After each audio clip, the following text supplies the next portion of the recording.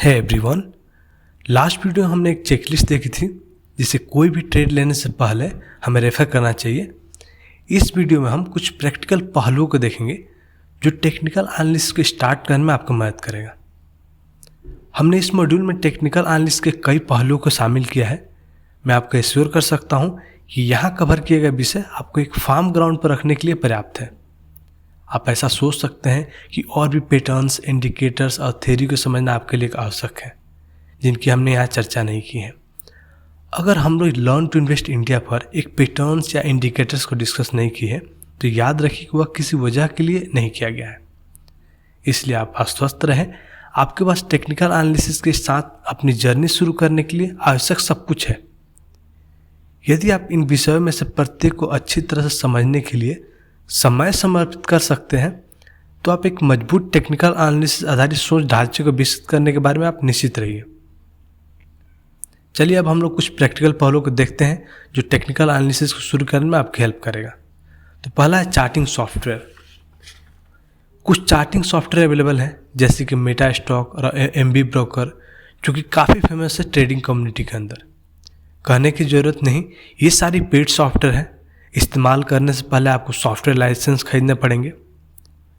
कुछ online free charting tools भी हैं जैसे कि याहू फाइनेंस और गूगल फाइनेंस, जिसमें अच्छे चार्टिंग ऑप्शन है, लेकिन ये डिले डाटा फीड के साथ आते हैं। यदि आप सॉफ्टवेयर के लिए पे या डिले फीड के साथ काम करने में के मूड में नहीं है तो आप हमेशा ट्रेडिंग एप्लीकेशन जीरोधा के गाइड के अंदर बंडल किए गए वेब बेस्ड चार्टिंग एप्लीकेशन का उपयोग कर सकते हैं। चलिए अब थोड़ा बातें करते हैं टाइम फ्रेम के बारे में। जब हम लोग ट्रेडिंग अपॉर्चुनिटी के स्क्रीन करते हैं तो कौन सा टाइम फ्रेम को सेलेक्ट करें? शायद ये एक नए टेक्निकल एनालिस्ट का सबसे बड़ा कन्फ्यूजन है।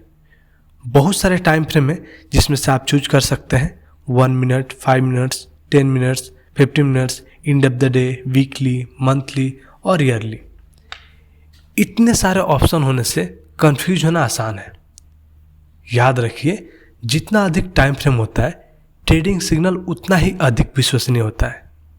एग्जाम्पल के लिए एक 50 मिनट टाइम फ्रेम पर बुलिश इंगल्फिंग पैटर्न ज़्यादा विश्वसनीय होता है एक 5 मिनट टाइम फ्रेम पर बुलिश इंगल्फिंग पैटर्न से।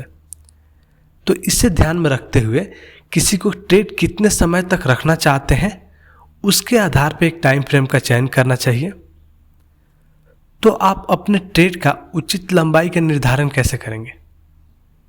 अगर आप फ्रेश शुरू कर रहे हैं तो मैं आपको सजेस्ट करूंगा कि डे ट्रेडिंग को अवॉइड कीजिए। कुछ दिनों के लिए ट्रेड को होल्ड करने के इरादे से ट्रेड के साथ शुरू करें। इसे पोजिशनल ट्रेडिंग चाहे स्विंग ट्रेडिंग कहते हैं। एक एक्टिव स्विंग ट्रेडर ज़्यादातर अपने ट्रेडिंग पोजीशन कुछ दिनों तक रखता है। स्विंग ट्रेडर्स के लिए बेस्ट लुक बैक पीरियड 6 महीने से लेकर 1 ईयर तक होता है। दूसरी तरफ एक स्कैल्पर एक अनुभवी डे ट्रेडर को कहते हैं। आमतौर पर वह 1 मिनट या 5 मिनट टाइम फ्रेम्स का उपयोग करते हैं। एक बार जब आप ट्रेड को मल्टीपल्स डे के लिए होल्ड करने में कंफर्टेबल हो जाते हैं तो धीरे धीरे आप डे ट्रेडिंग की तरफ बढ़िए। मेरा अनुमान है कि आपके ट्रांजिशन फ्रॉम पोजिशनल ट्रेडर से एक डे ट्रेडर में थोड़ा टाइम लगेगा। एक डेडिकेटेड और डिसिप्लिन ट्रेडर्स के लिए कहने की जरूरत नहीं, ट्रांजिशन पीरियड कम हो सकता है। चलिए अब हम जानते हैं लुक बैक पीरियड के बारे में। लुक बैक पीरियड सिंपली एक ट्रेड डिसीजन लेने से पहले आप कितने कैंडल्स को देखना चाहते हैं वो है। उदाहरण के लिए 3 महीने का एक लुक बैक पीरियड का मतलब है कि आप कम से कम रिसेंट 3 महीने के आंकड़ों की पृष्ठभूमि में आज के कैंडल को देख रहे हैं। ऐसा करके आप पिछले 3 महीनों के प्राइस एक्शन के संदर्भ में आज के प्राइस एक्शन पर एक पर्सपेक्टिव विकसित कर सकते हैं। अब आपका क्वेश्चन हो सकता है, स्विंग ट्रेडिंग अपॉर्चुनिटी के लिए एक आइडियल लुक बैक पीरियड क्या होगा? मेरे एक्सपीरियंस से मैं सजेस्ट करूंगा कि एक स्विंग ट्रेडर कम से कम 6 महीने से 1 ईयर के डाटा को देखना चाहिए। इसी तरह एक स्कैल्पर को कम से कम 5 दिनों के डाटा को देखना चाहिए। हालांकि सपोर्ट एंड रेजिस्टेंस लेवल को प्लॉट करते समय आपको लुक बैक पीरियड को कम से कम 2 ईयर्स तक बढ़ा देना चाहिए। चलिए अब हम अपॉर्चुनिटी यूनिवर्स के बारे में जानते हैं। एनएससी और बीएससी में रफली अराउंड 8000 स्टॉक लिस्टेड है। क्या आपको डेली बेसिस पे इन हजारों शेयर्स को अपॉर्चुनिटी के लिए स्कैन करना उचित लगता है? Obviously not. आपको ज़रूरत है कि आप कुछ स्टॉक को ढूंढें जिसमें आप ट्रेड करने में कंफर्टेबल हों। वो सारे शेयर्स आपके अपॉर्चुनिटी यूनिवर्स को गठन करते हैं। डेली बेसिस पर आप ट्रेडिंग अपॉर्चुनिटी की पहचान करने के लिए अपने अपॉर्चुनिटी यूनिवर्स को स्कैन कीजिए। कुछ पॉइंटर्स हैं अपॉर्चुनिटी यूनिवर्स को बिल्ड करने के लिए। सुनिश्चित करें कि स्टॉक में पर्याप्त लिक्विडिटी है। पर्याप्त लिक्विडिटी सुनिश्चित करने का एक तरीका है बिड आस्क स्प्रेड को देखना है। जितना कम स्प्रेड होगा उतना अधिक लिक्विड स्टॉक होगा। मेक श्योर कि स्टॉक इक्विटी सेगमेंट में है। यह मूल रूप होता है क्योंकि इक्विटी सेगमेंट में शेयरों का डे ट्रेडिंग किया जा सकता है। एक न्यूबी के लिए डे ट्रेडिंग की सलाह नहीं दी जाती है। हालांकि ऐसी स्थिति में जहां आपने एक पोजिशनल ट्रेड शुरू किया और टारगेट उसी दिन पूरा हो जाता है, तो इस स्थिति में पोजीशन इंट्राडे में क्लोज करने में कोई नुकसान और दिक्कत नहीं है। यह थोड़ा मुश्किल है, लेकिन सुनिश्चित करें कि स्टॉक ऑपरेटर ड्रिवन नहीं है। दुर्भाग्यवश ऑपरेटर ड्रिवन स्टॉक का पहचान करने के लिए कोई मात्रात्मक विधि नहीं है। यह आपके अनुभव से आपके पास आता है। इन सारी पॉइंट्स को ध्यान में रखते हुए अगर आपको स्टॉक को ढूंढना टफ लगता है तो मैं आपको एडवाइस करूंगा कि केवल निफ्टी 50 या सेंसेक्स 30 शेयर्स तक चिपके रहें। इन्हें इंडेक्स स्टॉक कहा जाता है। इंडेक्स स्टॉक को एक्सचेंजेस द्वारा केयरफुली सेलेक्ट किया जाता है। इनके सिलेक्शन प्रोसेस में बहुत सारे पॉइंट्स को ध्यान में रखा जाता है, इंक्लूडिंग जो पॉइंट्स हमने मेंशन किया है। निफ्टी 50 आपके अपॉर्चुनिटी यूनिवर्स के लिए प्रॉब्ली एक अच्छा आइडिया हो सकता है फॉर बोथ स्विंग ट्रेडर्स और स्कैल्पर के लिए। चलिए अब हम आगे बढ़ते हैं यह समझने के लिए कि ट्रेडिंग के लिए स्टॉक सिलेक्शन कैसे करना चाहिए। दूसरे शब्दों में बोले तो हम लोग कोशिश करेंगे और एक प्रोसेस को आइडेंटिफाई करेंगे जिसे काम में लाकर ट्रेडिंग अपॉर्चुनिटी को स्कैन कर सकते हैं। मेनली यह प्रोसेस एक स्विंग ट्रेडर के लिए सुटेबल है। कृपया ध्यान दीजिए कि यह सुझाई गई प्रक्रिया ट्रेड के पहचान करने के कई तरीकों में से एक है। आप इस मेथड को शुरू करने के लिए अपना सकते हैं और अंत तक अपनी प्रक्रिया को विकसित कर सकते हैं। हम लोग आगे बढ़े उससे पहले 5 इंपॉर्टेंट पहलुओं को एक बार फिर से जल्दी से देखते हैं। चार्टिंग सॉफ्टवेयर जीरोधा का काइट यूज करने का सजेस्ट करूंगा। Time frame end of the day EOD use कीजिए। अपॉर्चुनिटी यूनिवर्स निफ्टी 50 का यूज कीजिए। ट्रेड टाइप पोजिशनल ट्रेड कीजिए स्क्वायर ऑफ इंट्राडे ऑप्शन के साथ, अगर कहीं सेम डे टारगेट हिट हो जाता है तो। लुक बैक पीरियड 6 मंथ से 1 ईयर के बीच होना चाहिए। Support and resistance line plot करते समय पीछे के 2 ईयर्स के डिटेल्स देखिए। इन इंपॉर्टेंट प्रैक्टिकल पहलुओं को समझने के बाद हम ट्रेडिंग अपॉर्चुनिटी को स्कैन करने के मेथोडोलॉजी को समझने के लिए चलिए आगे बढ़ते हैं। इसके 2 पार्ट हैं, the shortlist process, the evaluation process. चलिए इसे जल्दी से देखते हैं। द शॉर्टलिस्ट अपॉर्चुनिटी सेट के माध्यम से स्कैन करने में आपकी सहायता के लिए यहाँ कुछ टिप्स दी गई है। अपॉर्चुनिटी यूनिवर्स के भीतर सभी शेयरों को चार्ट को देखिए। चार्ट को देखते समय रिसेंट के 3 या मैक्सिमम 4 कैंडल पर ध्यान दीजिए। रिसेंट के कैंडल्स को देखते हुए चेक कीजिए कि क्या कोई पहचानने और कैंडल्स पैटर्न डेवलप हो रहा है। यदि आपको कोई दिलचस्प पैटर्न मिलता है तो आगे की जांच के लिए इस स्टॉक को शॉर्टलिस्ट कीजिए और स्काउटिंग प्रोसेस जारी रखिए। हमेशा पूरे अपॉर्चुनिटी सेट के लिए चार्ट को जांच करना सुनिश्चित कीजिए।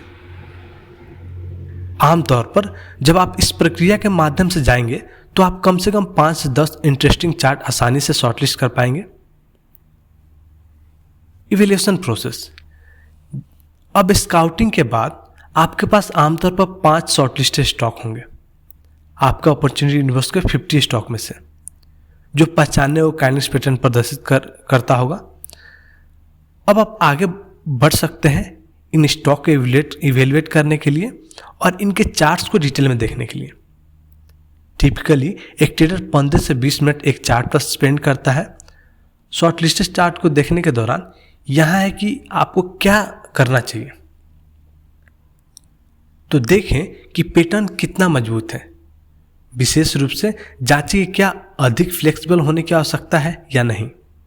उदाहरण के लिए यदि एक बुलिश मार्बिजी का शैडो है तो रेंज के रेफरेंस में शैडो की लेंथ का मूल्यांकन कीजिए। पीरियड ट्रेंड को देखिए। सभी बुलिश पैटर्न के लिए पीरियड ट्रेंड एक डाउन ट्रेंड होना चाहिए और सभी बेरिश पैटर्न के लिए पीरियड ट्रेंड एक अप ट्रेंड होना चाहिए। पीरियड ट्रेंड पर बहुत ध्यान दें। इस स्टेज पे अगर सब चीज़ ठीक दिखता है, मतलब आपने एक अच्छी तरह से परिभाषित पीरियड ट्रेंड के साथ एक पहचानने योग्य पैटर्न की पहचान कर ली है, तो वॉल्यूम के लिए चार्ट को इंस्पेक्ट करने के लिए आगे बढ़िए। वॉल्यूम कम से कम इक्वल या 10 डे एवरेज वॉल्यूम से ज़्यादा होना चाहिए। ये तीनों पॉइंट्स एक इंटरडे अपॉर्चुनिटी का कोर एवल्यूएशन बनाते हैं। एक बार कोर एवल्यूएशन हो गया, अब हमें अन्य की पैरामीटर्स पर अपॉर्चुनिटी को एवल्यूएट करने की आवश्यकता है। चलिए देखते हैं। एक लॉन्ग ट्रेड के केस में सपोर्ट कहाँ है उसे चेक कीजिए। एक शॉर्ट ट्रेड के केस में रेजिस्टेंस लेवल कहाँ है उसे देखिए। जितना हो सके उतना support or resistance level mail खाना चाहिए ट्रेड के स्टॉप लॉस के साथ, जैसा भी कैंडलस्टिक पैटर्न द्वारा डिफाइन हो रहा है हो। यदि S&R लेवल स्टॉप लॉस से 4% से अधिक दूर है तो चार्ट का मूल्यांकन आगे करना बंद करें और अगले चार्ट पर आगे बढ़ें। डाउ पैटर्न्स का तलाश कीजिए, ज़्यादातर डबल और triple top and bottom formation को, फ्लैग फॉर्मेशन को, और चाहे कोई रेंज ब्रेकआउट होने वाला हो उससे। कहने की ज़रूरत नहीं है, प्राइमरी और सेकेंडरी मार्केट ट्रेंड्स को स्थापित कीजिए। अगर 1 से 4 स्टेप तक सब चीज़ ठीक है तो आगे बढ़िए रिवार्ड टू रिस्क रेशियो को कैलकुलेट करने के लिए। To calculate reward to risk ratio, पहले टारगेट को स्टैब्लिश कीजिए by plotting either the support or resistance level. कम से कम रिवार्ड टू रिस्क रेशियो 1.5 होना चाहिए। अंत में एक पर्सपेक्टिव प्राप्त करने के लिए MACD और RSI इंडिकेटर्स को देखिए। आमतौर पर 5 to 8 शॉर्टलिस्ट किए गए शेयरों में से ज़्यादा 1 या 2 ट्रेड के लिए क्वालिफाई कर सकते हैं। कुछ ऐसे भी दिन होंगे जिस दिन ट्रेडिंग के लिए कोई अपॉर्चुनिटी नहीं होंगे। ये डिसाइड करना कि आज ट्रेड नहीं करना है, यही अपने आप में एक बड़ी ट्रेडिंग डिसीजन है। याद रखें कि यह काफ़ी कठोर चेकलिस्ट है। यदि कोई स्टॉक चेकलिस्ट का पुष्टि कर रहा है तो ट्रेड के लिए दृढ़ विश्वास बहुत अधिक होता है। याद रखिए कि स्काउट और जो यहाँ एवल्यूएशन प्रोसेस हमने मेंशन किया है, यह जस्ट वन वे है to go about finding an opportunity to trade. कहने की जरूरत नहीं, बहुत सारे डिफरेंट वे हैं इसे करने के लिए। अगर आपको पता नहीं कि कैसे स्टार्ट करें तो इससे स्टार्ट कीजिए जब तक आप अपना रास्ता ढूंढ नहीं लेते। यदि आपने यहाँ तक सभी वीडियोस देखे हैं तो आप एक लंबा सफ़र तय कर चुके हैं। इससे पहले कि हम टेक्निकल एनालिसिस में अपना बोरिया बिस्तर लेपटे, आपको इस एक बात को याद रखने की ज़रूरत है। हमने इस मॉड्यूल में बहुत बार मेंशन किया है, फिर से एक बार मेंशन करते हैं। एक बार जब आप ट्रेड ले लेते हैं उसके बाद कुछ नहीं कीजिए जब तक आपका टारगेट हिट नहीं होता, चाहे स्टॉप लॉस ट्रिगर नहीं होता। ऑफ कोर्स आप अपना स्टॉप लॉस ट्रेल कर सकते हैं, जो कि एक ग्रेट प्रैक्टिस है, लेकिन अदरवाइज डू नथिंग। यदि आपका ट्रेड चेकलिस्ट का अनुपालन करता है और जब आप वास्तव में ट्रेड ले लेते हैं तो याद रखिए कि ट्रेड क्यूरेटेड है, यह कई चेकलिस्ट के थ्रू गया है, इसलिए सक्सेसफुल ट्रेड का संभावना अधिक है। सो इट मेक सेंस कि विश्वास के साथ बने रहें। इसके अलावा याद रखें और इस तथ्य से पूरी तरह से अवगत रहें कि मार्केट में कोई गारंटी नहीं है। इस कड़ी चेकलिस्ट के बाद भी ट्रेड में नुकसान हो सकता है, लेकिन यह अच्छी बात यह है कि एस्टिमेटेड लॉस भी पहले से जाना जाता है, क्योंकि प्रत्येक कैंडलस्टिक पैटर्न अपने स्टॉप लॉस लेवल के साथ आता है। With this closing thought, here is wishing you all the very best. If you are new to the channel, make sure to subscribe and hit the bell icon. Thank you.